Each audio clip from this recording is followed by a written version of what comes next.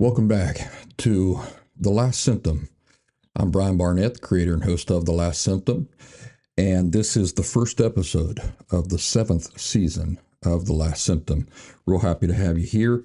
Got some interesting things to talk about. I want to talk about superficial things, your looks, your weight, the way your hair looks, the way your nose looks, and things like this. Superficial things.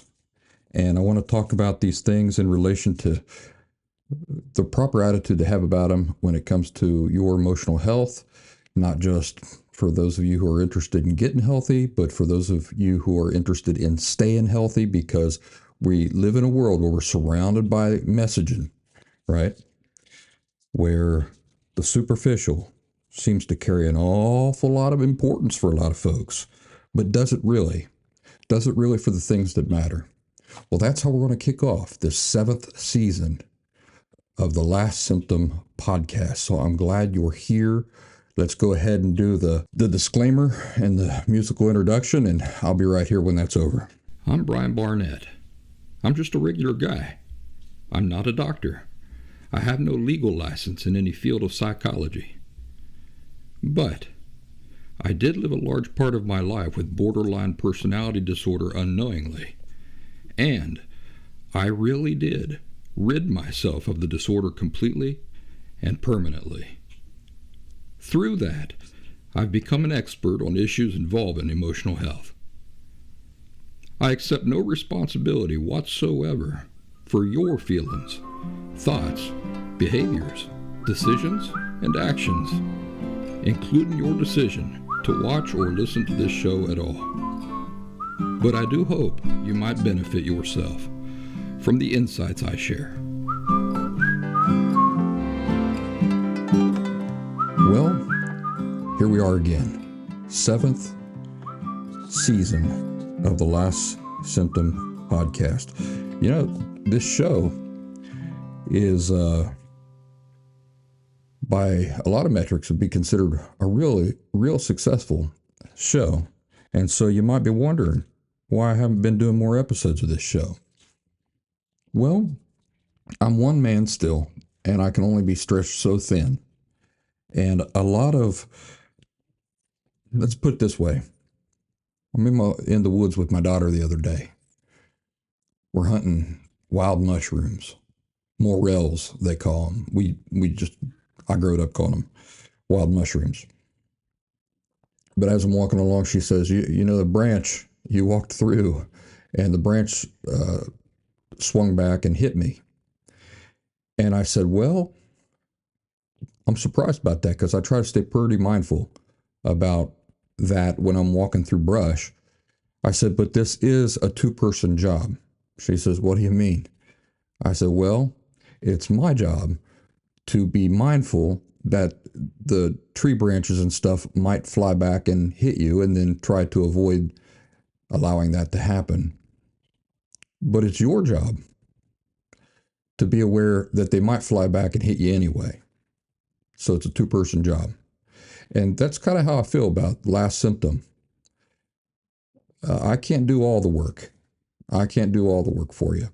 And so as the years have gone by, my work has kind of evolved. I do live streams now every Monday on our online community over on Locals.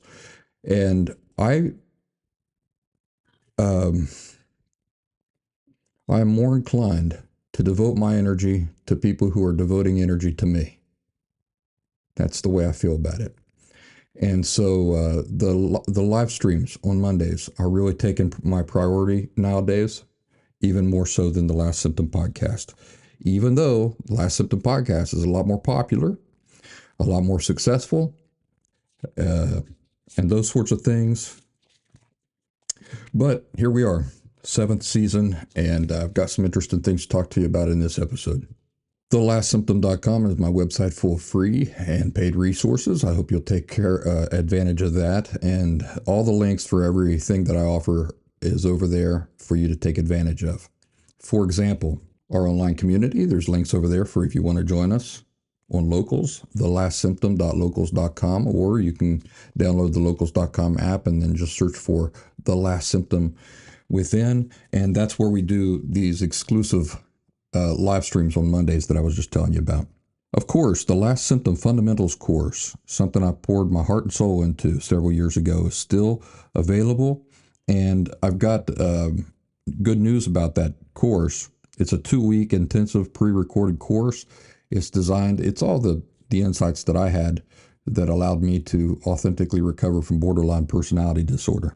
And so I share those things. I help you build a solid foundation so that from that moment on, after taking that course, you should be pointed in the right direction. You should have most of the tools, all the tools that you need to be successful. And the good news that I wanted to tell you about that is that now when you purchase the Fundamentals course, there is no time limit. There is no limit to the access that you get to that course. Anybody who enrolls in the Last Symptom Fundamentals course nowadays gets the course for as long as Last Symptom exists, as long as the Last Symptom website exists. Here's what somebody who graduated from the Last Symptom Fundamentals course has to say about the Fundamentals course. I got in touch with this gal and I said, how is life now? You took the Fundamentals course a couple years back. How's life going? Have you seen any real improvements in your life from it? She says, oh, yes. 3 exclamation points. Of course, 3 exclamation points. It's been a lot more beneficial to me than I ever imagined. 3 exclamation points. Not 1 exclamation point, not 2 exclamation points. 3 exclamation points. She says, I never thought I'd be able to respect myself as much as I do right now. It's the same with other people. I respect others as much as they allow me to. I'm much more aware of my own thoughts, feelings, and perspectives. So for me, I've achieved the internal peace I had been craving in my life. And then she says this, so, you don't think I'm selling you an island or anything. She says, I still get frustrated, angry, irritated, sad, hurt, etc. But it's much more grounded now. I don't go with the flow in the moment. I am now aware of myself in the heat of the moment. I'm much more content with myself and at peace with the world around me. And she says, I still have a long way to go. And she gives me some details about some of the current things that got her anxious. But she says that I've started to plan ahead and she's feeling good about the future. So, The Last Symptom, 2-week intensive fundamentals course. It's available at thelastsymptom.com. Just look in the paid resources tab. Again, you enroll in that course, never goes away until I go away or the last symptom goes away. All right, ancestral mathematics. Think about this. In order to be born, how many parents did you need? 2, right? How many grandparents does that make? 4 grandparents. How many great-grandparents? 8. 16 second great-grandparents. 32 third great-grandparents. 64 fourth great-grandparents. 128 fifth great-grandparents. 256 sixth great-grandparents. 512 seventh great-grandparents. 1,024 eighth great-grandparents. 2,048 ninth great-grandparents. For you to be born today from 12 previous generations, you needed a total of 4,094 ancestors over the last 400 years. So think for a moment, how many struggles, how many battles, how many difficulties, how much sadness, how much happiness, How many love stories? Goodness, probably too many to count. How many expressions of hope for the future did your ancestors have to undergo for you to exist in this present moment with an emotional disorder? The emotional disorder part wasn't in there originally. I put that in there. Gives you something to think about, doesn't it? Somewhere along your family tree, if you live with an emotional disorder, somebody, somewhere along these 2048 ninth great grandparents and parents and family members and ancestors, 4,094 of them over the last 400 years, somewhere along the line, somebody in your family tree stopped viewing feelings, people, and value appropriately and then passed that on to you. Or think about this.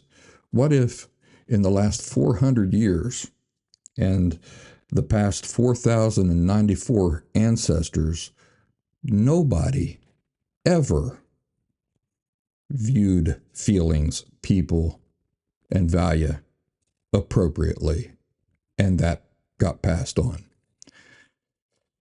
You could be the one. You could be the one after 400 years to undo that, to break that cycle they call it, right? Or if somebody along the line stopped viewing people and their feelings and value appropriately and passed that on, well, then you can end that curse. What are some examples where a family member over the course of 400 years, let's say you had all these ancestors who were raised viewing feelings and people and value appropriately, but then it gets to you and your parents didn't and you don't. And it's created all this emotional turmoil in your life. What could have happened there? Well, orphaned. Maybe you had an uncle or not an uncle, but maybe you had a grandpa that was orphaned. And so he wasn't raised being well emotionally educated that way, or some other ancestor. Anyway, something to think about. Ancestral mathematics. Here's something interesting. Scientists have been communicating with apes using sign language since the 1960s. You know what, though? Not once has an ape ever used that sign language to ask a question. Apes do not ask questions. Some people say they express themselves with sign language. I don't believe that. Expressing yourself means revealing your inner self, expressing your feelings and stuff like that, and apes don't do that. They might say that they want food or something like that, but that does not qualify as expressing yourself in the sense that these people would like you to believe. But it is true that apes have a rudimentary way of communicating with sign language, asking for things and stuff like that, but they have never asked a question. Person on the internet says, today I learned apes don't ask questions. While apes can learn sign language and communicate using it, they have never attempted to learn new knowledge by asking humans or other apes a question.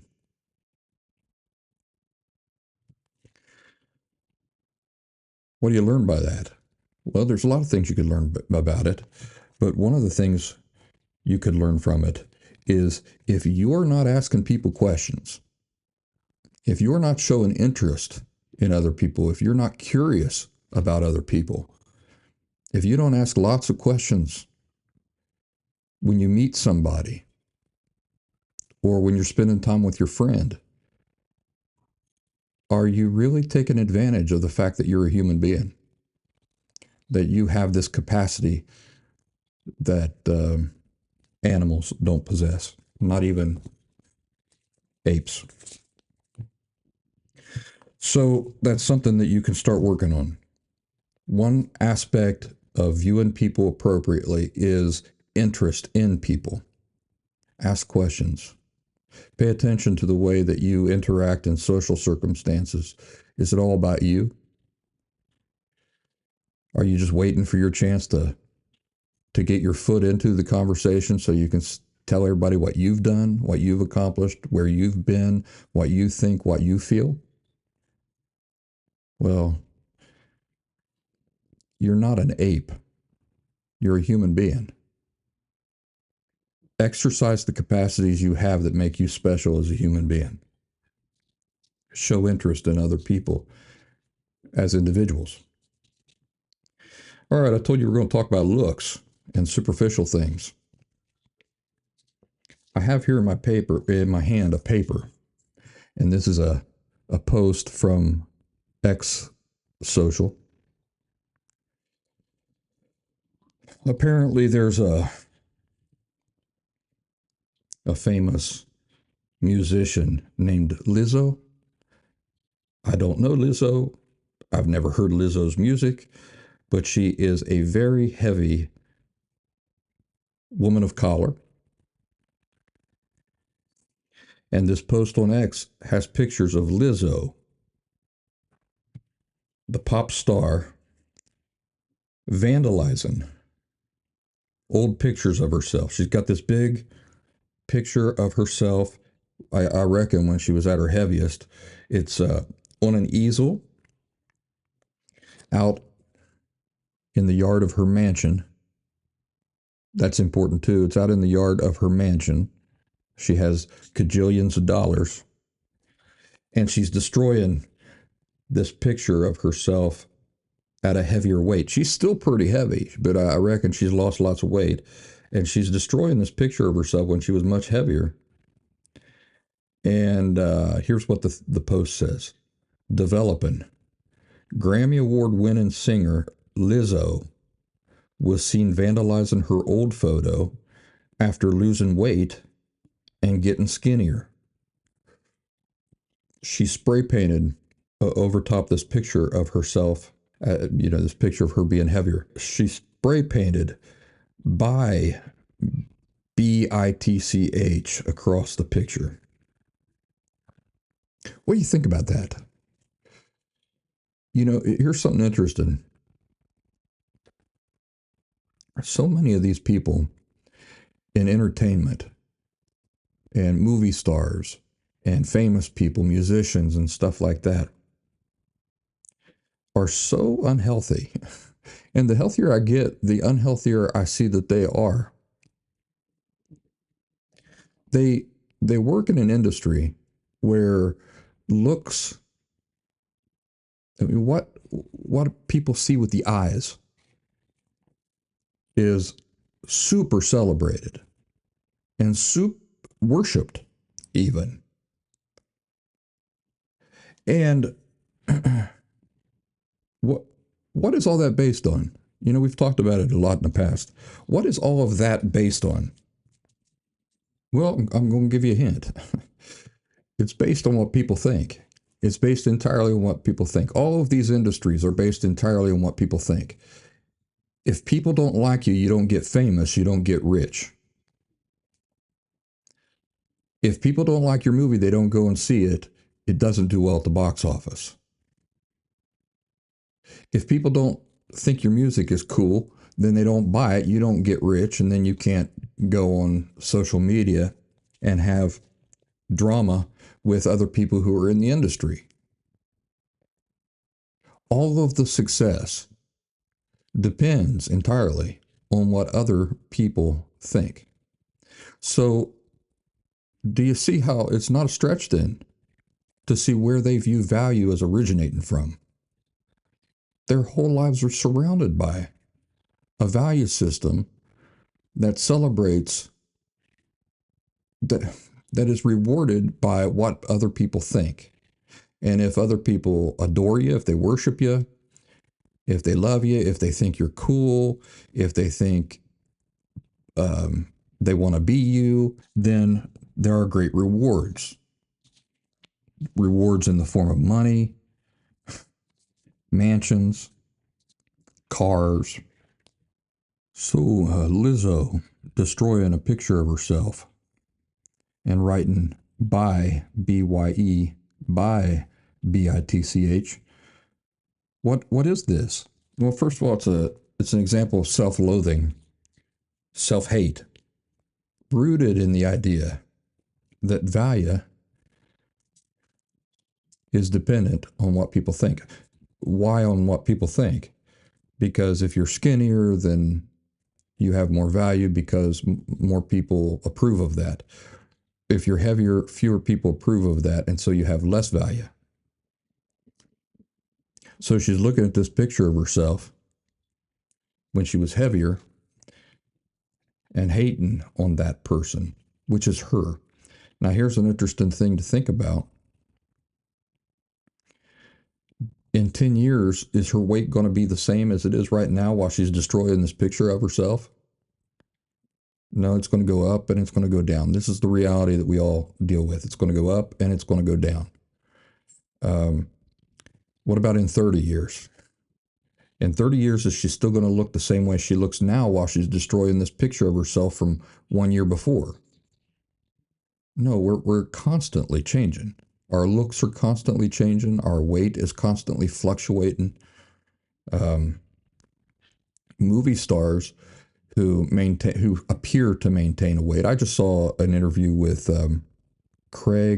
Daniel Craig, guy played James Bond. Of course, you know, I went and saw that first James Bond movie with him in it, with my ex-wife Diana, and her eyes just about popped out of her head when he come up out of the water and his abs were all soaking wet and glistening in the sunlight and everything. I thought she was going to faint. And of course, I had borderline personality disorder at the time, and when I saw that, you know, I didn't blame her. I know she's just a woman, and a woman is going to like what a woman likes. But I thought, how do I earn that type of value, or how do I earn my wife's desire like that, and admiration and stuff? Well, of course, the first thing you think is, well, I got to go out and I got to get a 6-pack of abs, which I did. And I worked very hard, dieting and exercise and stuff like it, starving myself, really, because the way you get abs is by being lean. It's not about being muscular, it's about being lean. You got to have a very low percentage of body fat, which means that you got to avoid eating fat and carbs and stuff like that. So anyway, I got the 6-pack, and it didn't change me. I was still me with all of my problems and flaws and everything. And I'll tell you something else about getting perfect abs. They don't last. They went away pretty quick, because that sort of thing is really difficult to maintain. So anyway, back to Daniel Craig. He's James Bond. You know, I think he did 4 movies, but I saw an interview with him, and he said that after that first James Bond, he just went back to eating the way that he normally eats and living the way that he normally lives, and because he didn't know exactly when they were going to start the second movie. So then the second movie comes, and he goes through the whole routine again, goes on the diet, working out very hard at the gym and all this stuff. It gets his physique back for that second movie. Well, what's happening all this time? I want you to think about this. What is happening this whole time that Daniel Craig is doing these movies as James Bond? There's something happening that's happening to all of us at all times. Have you figured it out? He's aging. He's getting older. So between the first movie and the second movie, maybe 2-3 years. Second movie and the third movie, maybe another 2-3 years. He's getting older this whole time. He's in middle life, mid-age. He said by the time he got to the third movie, he realized it's getting too hard. It's getting way too difficult to get back in that kind of shape for every movie. So by, I think, the third and the fourth movie, he just decided just to go through the torture of maintaining that physique until he could get past the movies, until he could get to the end of the contract. Well, what does that tell you? It tells you that the idea that you're going to walk around like that has any basis in real life whatsoever is completely unrealistic, completely a false way of thinking.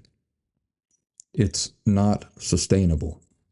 Even movie stars who have, millions of people lusting after them and everything cannot maintain these physiques. They do it for a movie and then it goes away. So what's left over? I mean, if you're going to find value in a person and you're going to like the person or dislike the person, can it be based on something like weight or whether a person has hair or not, or whether the person's hair is brown or not? No, because we're changing all the time. Life is in constant flux. Part of being healthy is being realistic about the true nature of life. That it's not these lies that were being sold by the entertainment industry. So, Lisa or Lizzo, she drops 50 pounds. She's feeling good about herself. She goes out and destroys a picture of herself, posts it all over the internet. What's Lizzo's problem? Remember I said that the fact that she's doing this in the yard of her mansion is important too? Why is that important? Because apparently the mansion is not bringing her happiness.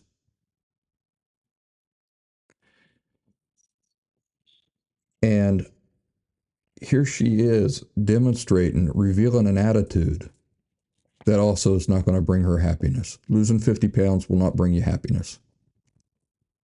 It might make it easier to get into a pair of pants. You might feel better about yourself, being in public or whatever, but it's not going to bring you contentment, happiness, lasting. These are very superficial and fleeting things because the instant that she gains 10 pounds back and can't fit into that skirt, well, she's going to start feeling miserable again. And, I was thinking about how the fact that when I was younger, I mean, back when had an emotional disorder, I also judged a lot of value with my eyeballs. Don't judge value with your eyeballs.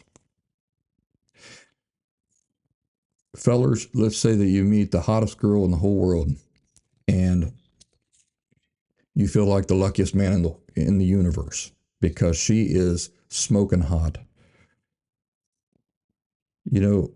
Let's say that you marry her. Well, the hotness is going to go away. Even if she doesn't physically change all that much, the hotness will go away with familiarity. You ever think of that? The hotness will go away with familiarity. So if the thing has any chance of being long lasting, where do you really have to view the value of the person and the way her hair looks and how skinny she is or her how perky she is or these sorts of things? No, it's what makes her person, her individuality. That's where the value is. That's what you have to learn to recognize and to value, her individuality, because that won't go anywhere. You ever think about that? Your individuality doesn't go anywhere. Now, it may mature over time, but it doesn't change. Whatever essentially makes you you will always be there. Your hair might not. Your perfect butt might not. Your perky breasts might not. Your perfectly proportioned face and nose might not. And while we're talking about that, let me tell you this.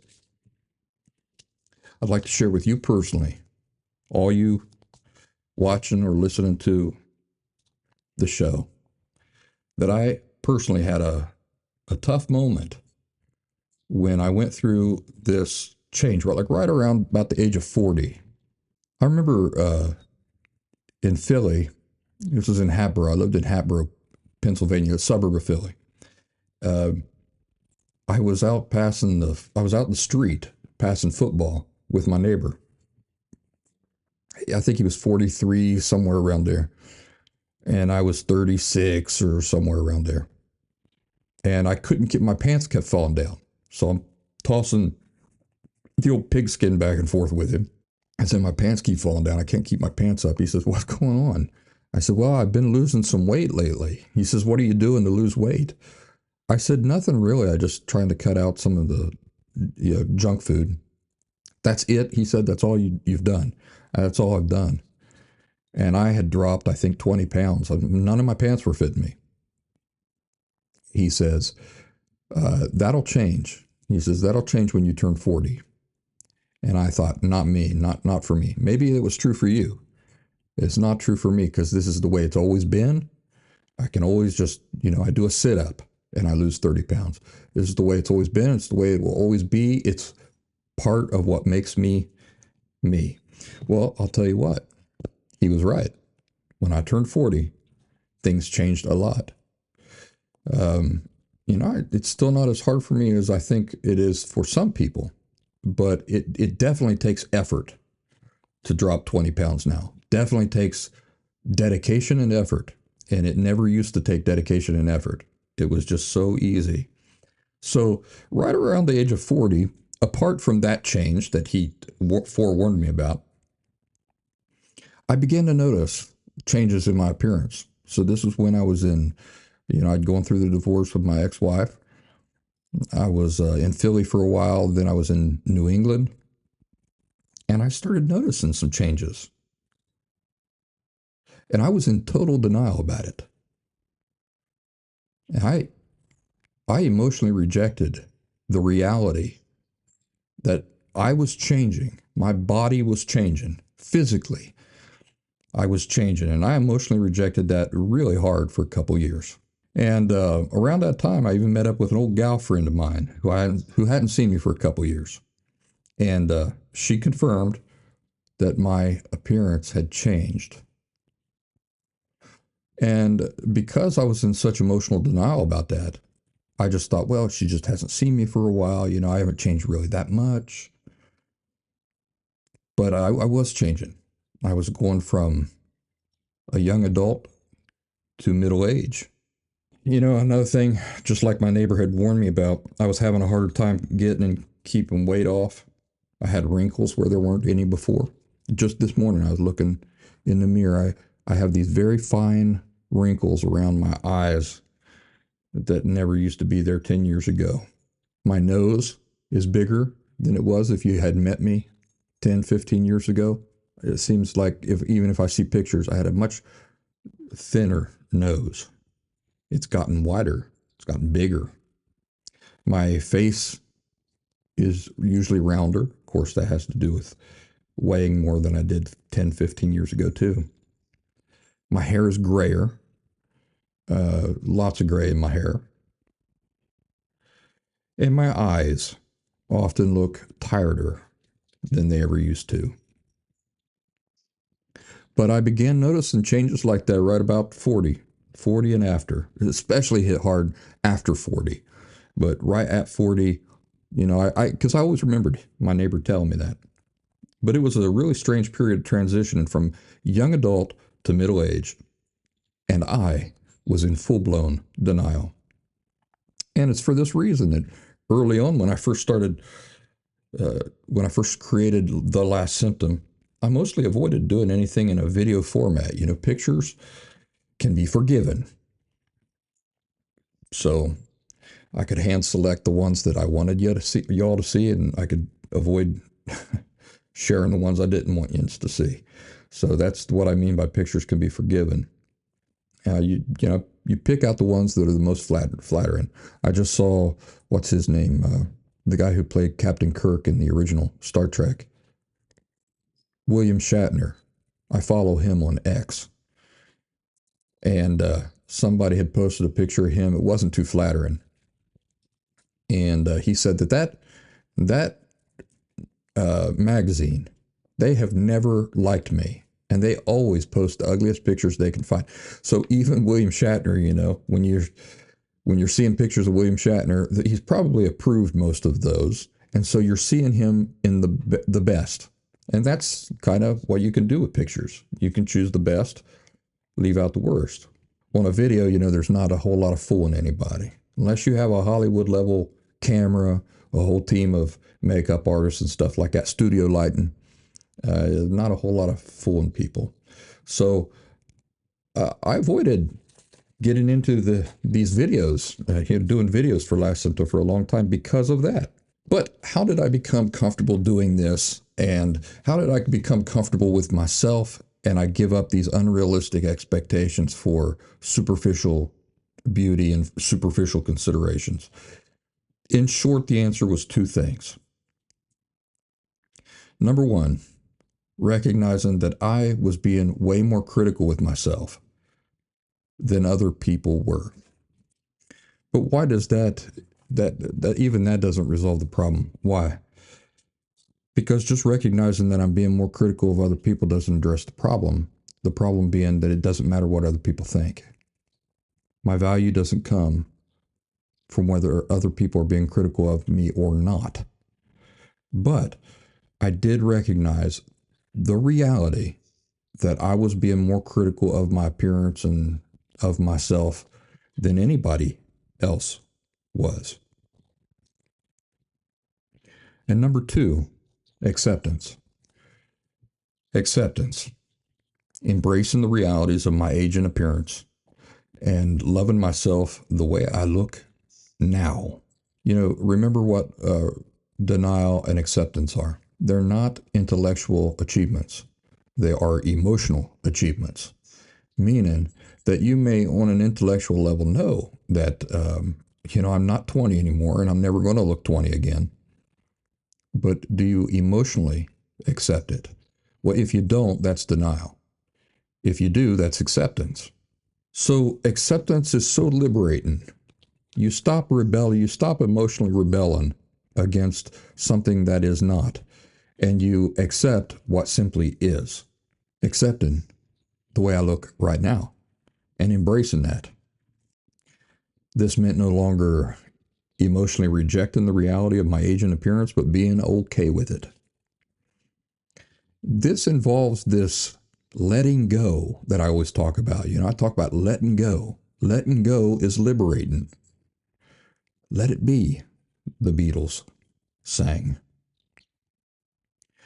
Letting go of what you'd prefer and instead celebrating what you already have. Just letting things be and being okay with it. Find happiness and contentment in what is, rather than always waiting for something else instead or wishing for something else instead. Most of the time, contentment, well, all of the time, contentment is to be found in valuing the things that you already have in your life, rather than thinking, well, I can't be happy unless I have this new thing or this other thing. You get things and the newness and the freshness and the excitement of them wear off pretty quick. So how do you be okay with the way you look and yourself? How do you find contentment with yourself, especially if there's lots of things that you don't like about yourself? I have a friend, he come over. We were talking about what if we could, age backwards. What if we all age backwards and then we're 20 again, or we're in our 30s again? He said, well, for you, it'd be all right. He said, because you've always been a pretty good looking guy.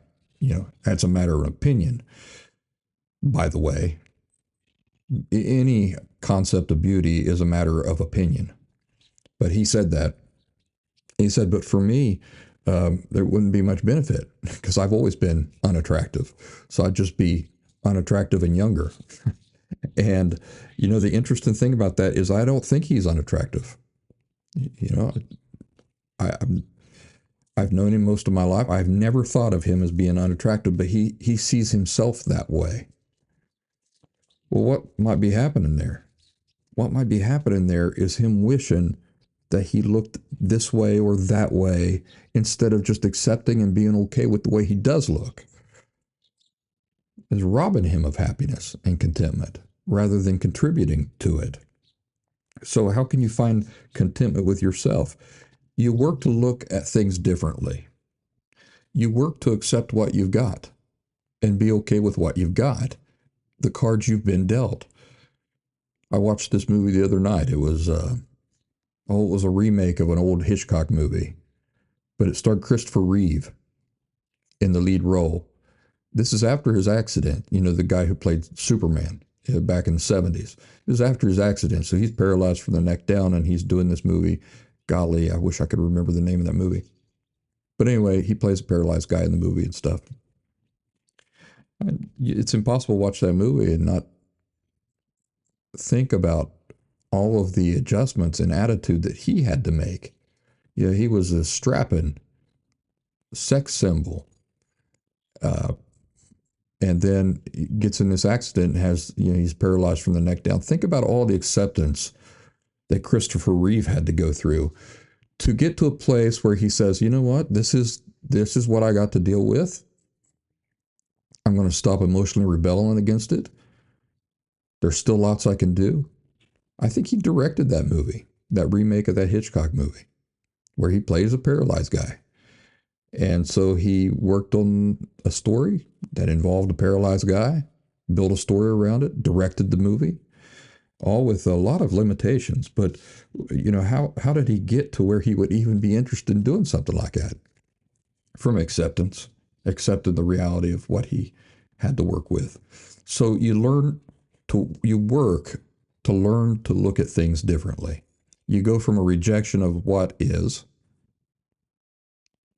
you know what I'm saying? You go from a rejection of what is, and you go from wanting something different to instead just choosing to appreciate what is and letting go of wanting something different.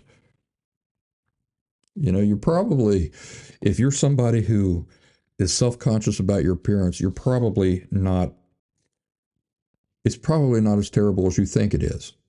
People are probably not walking around thinking of you as critically as you're thinking of yourself. I know I did that to myself for years. For many years, 20, 30 years, I did that to myself. Thinking the absolute worst, being the absolute most critical of myself. And, you know, I have this memory. When I was 18 or 19, this girl I had a crush on invited me over to her house, and we were sitting out on her front porch. Her parents had gone to bed. We're sitting out on her front porch, and she says to me, I think you're the most attractive boy I've ever seen in my life. And I did not believe her. I thought, why is she, you know, I wasn't complaining. I'm glad that she said that. I was glad that she said that. But I just remember in the moment thinking, there's no way she really believes that. I don't know what she wants out of this, but there's no way she really believes that. And I ran into her years later and I said, do you remember saying that to me on the porch? She says, I meant it. I meant it. Isn't that fascinating? That I did not see myself that way. I saw myself as like this ugly little troll. And yet, to other people, some people, I was really attractive. And so I lost years of my life of being able to appreciate that. I never got to appreciate that in my younger years because I was just so critical of myself. I demanded more of myself. I demanded more perfection and more perfection and more perfection. Completely unreasonable. And I hope that a lot of you aren't doing that to yourself. And if you are, you can escape it by choosing to think about things differently. Let's talk about modesty. Why are a lot of people not modest? How does modest fit into this conversation? Well, I was not modest when I was younger, when I was unhealthy. Very critical of myself, demanding of myself. I must be perfect. That's not very modest, is it?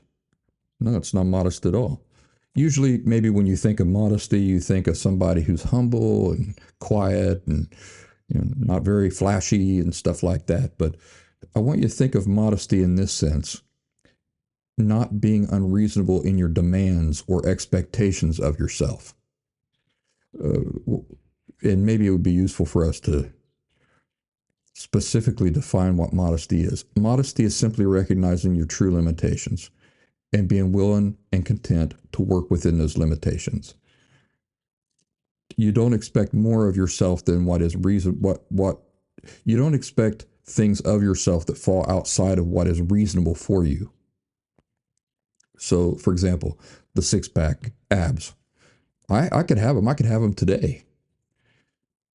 But think about all the work and the starvation and uh, the neglect of other things that would involve. I could have a six pack, but what would the point be? I'm not starring in any movies coming up, and I'm not working as a model for a magazine. So no pictures of me on the beach coming up anytime soon.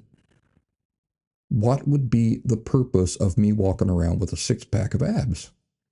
Now, right now, it would be completely pointless. It would be purely for vanity. And what would be fueling that vanity? My concern about my value and what other people think. In other words, if I don't have a six pack of abs, then people will not think I'm sexy, and then I don't have any value. That's the only point. That's the only reason somebody does that beyond having a practical reason for it. I mean, like you're starring in a movie as like a gladiator or something like that. See, there's a practical reason to do it. You're doing, if you were doing it for a job or something like that, just like Daniel Craig, he's getting into shape because he's making this movie. It's part of his job. He does it, but he doesn't demand that of himself between movies.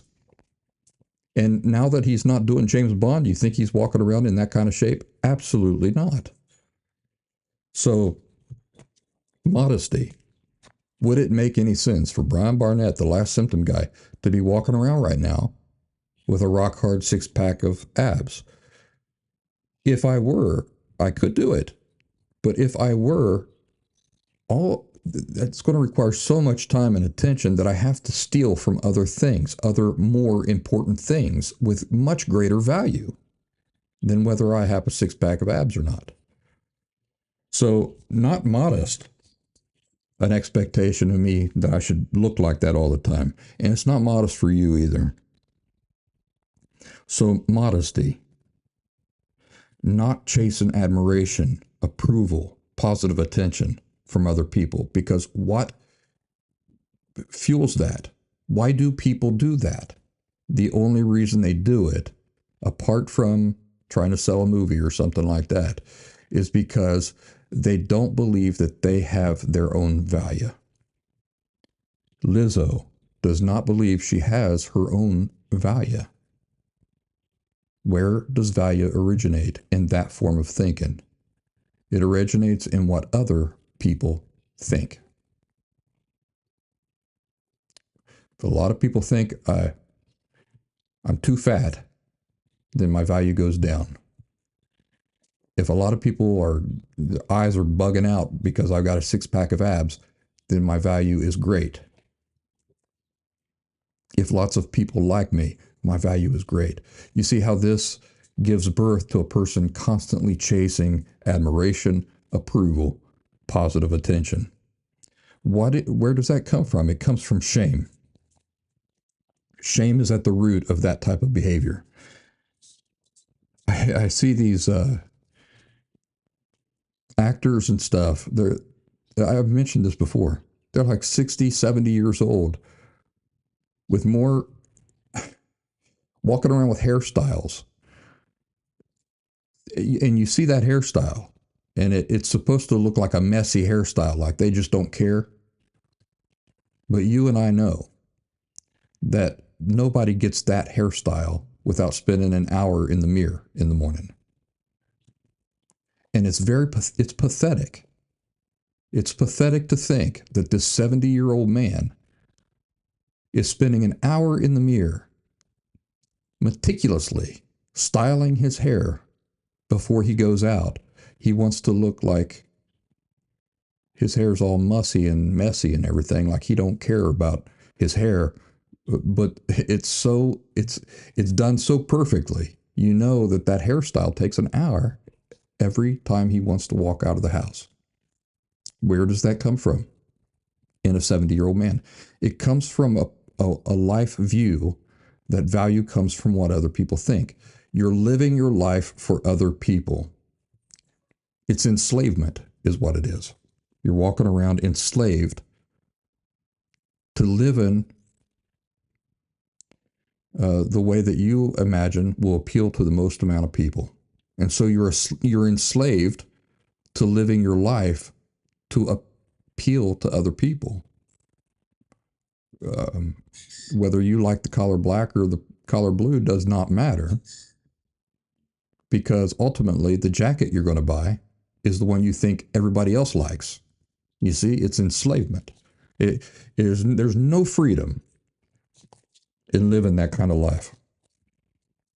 But I told you it's related to shame. You see, when we grow up observing those around us, and we see that those around us, those who we're learning from, our emotional teachers, the adults in our lives when we're children, and we see that they believe, it's their perspective, that value originates from what other people think. You can see it.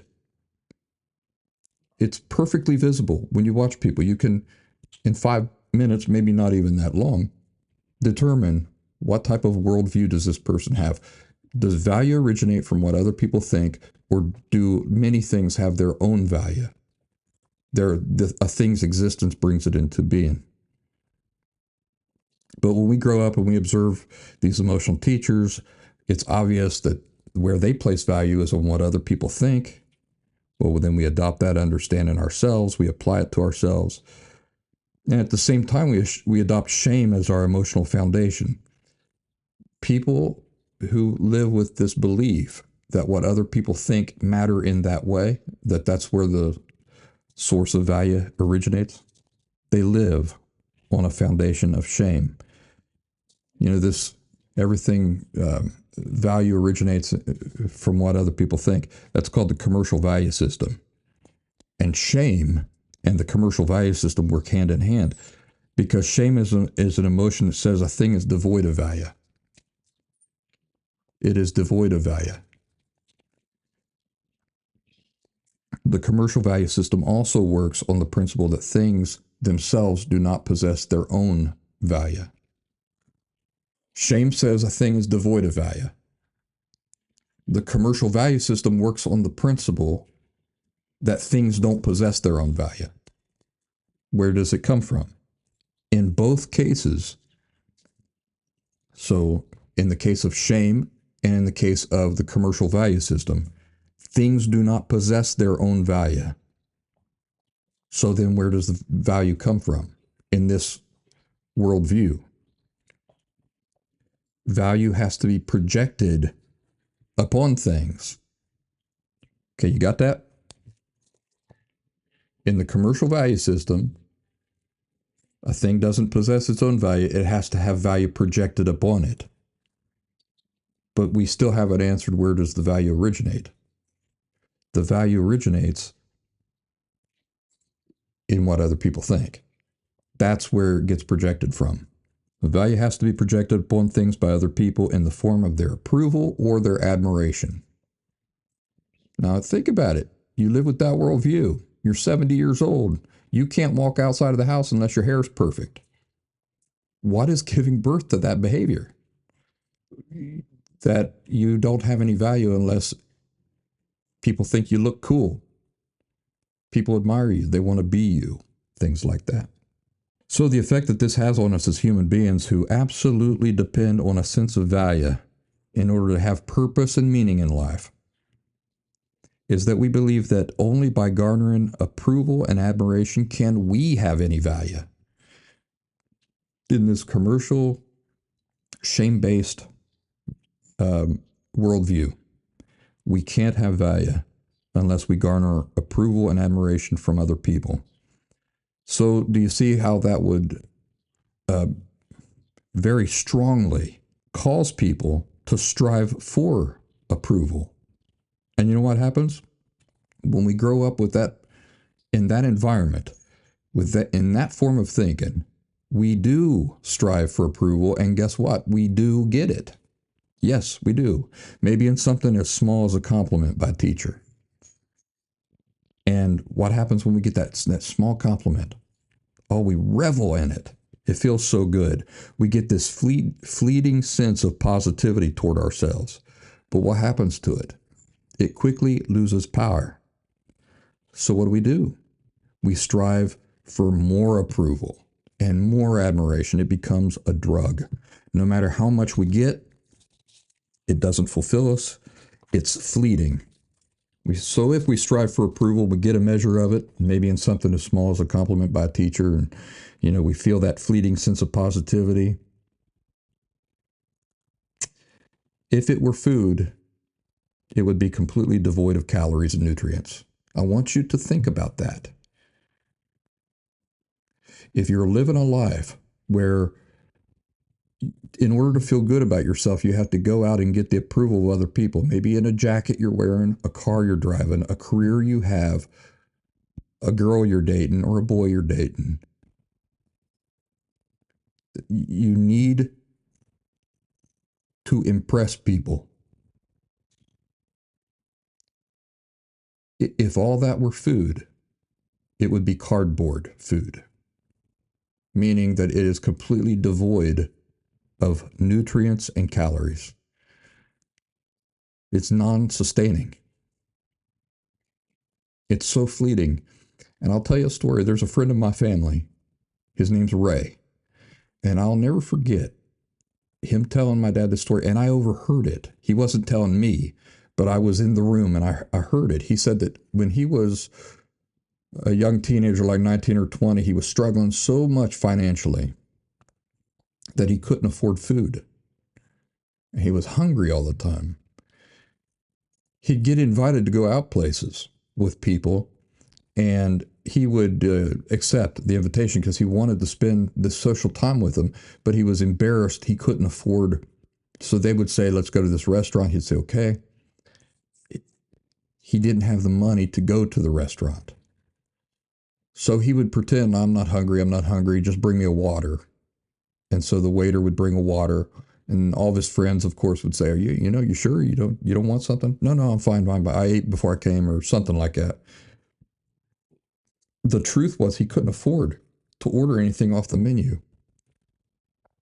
What he would do is he'd go into the bathroom and he would take toilet paper out of the bathroom and eat the toilet paper simply to make himself feel full. That's a sad story, isn't it? But it perfectly illustrates exactly what it's like for people, us as human beings, to live with the mentality that value comes from what other people think. Because it has as much nutrition and calories as that toilet paper that friend of our family would use to make himself feel full. You get the praise, you get the attention, you get the people wanting to be you. You get the people wanting to be your friend, sleep with you. They're admiring your money, they're admiring your things, they're admiring the position you're in, but it has no nutrients or calories in it. It's non-fulfilling. Because underneath of it all, you have none of your own value. Only what people think has value, not you. It's addictive, though, right? Because it's filling. It fills you up for a little time, but you're still starving to death because there's no calories or nutrients in it. This horrible mixture of psychological things going on does not allow for modesty. Remember what modesty is? Well, instead of demanding that we have no flaws, that we have no weaknesses, that we have no limitations, instead of that, which, if you live with this worldview that I have to appeal to people, people have to love me, because that's the only way I can feel good about myself, which is not modest at all, right? What does modesty involve? It involves accepting flaws, recognizing that we have flaws, allowing for them, and being okay with that. Loving ourselves despite flaws, despite weaknesses, despite limitations. Not only just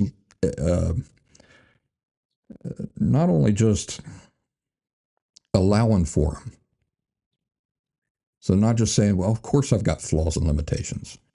It's not just allowing for the possibility. It involves more than that. And it in fact involves embracing them as being a normal part of being a human being. You know, when you're unhealthy, your entire psychology instead has been set up to believe that you can only experience positive feelings about yourself by being as devoid of flaws, weaknesses, limitations, and imperfections as possible. Value instead is determined by others thinking only positively about us, and any flaws, weaknesses, limitations, and imperfections we might have only jeopardizes that.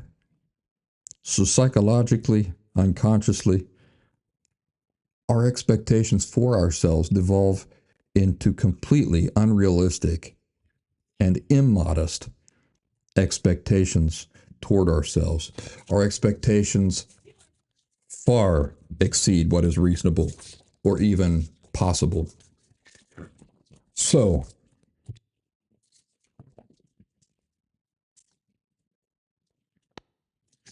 what do you think about all that? I was talking to somebody, a feller this morning on our group, about how in 10 years, nobody you know is going to look the same.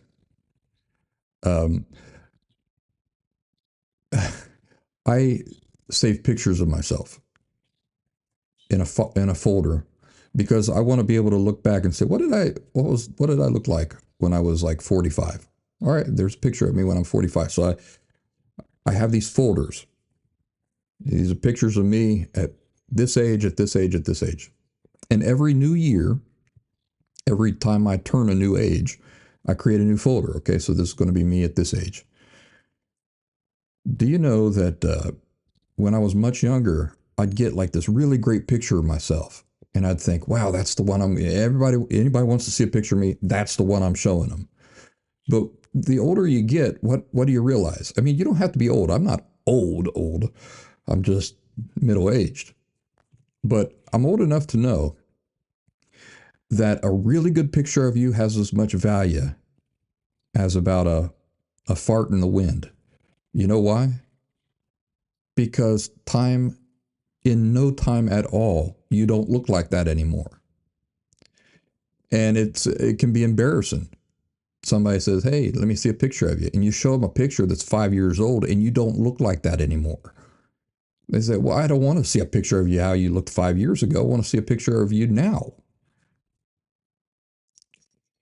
That's how ridiculous it is to insist that your value is dependent on how you look or how much you weigh or how much hair you've got or how perfect your butt is or how perky your breasts are.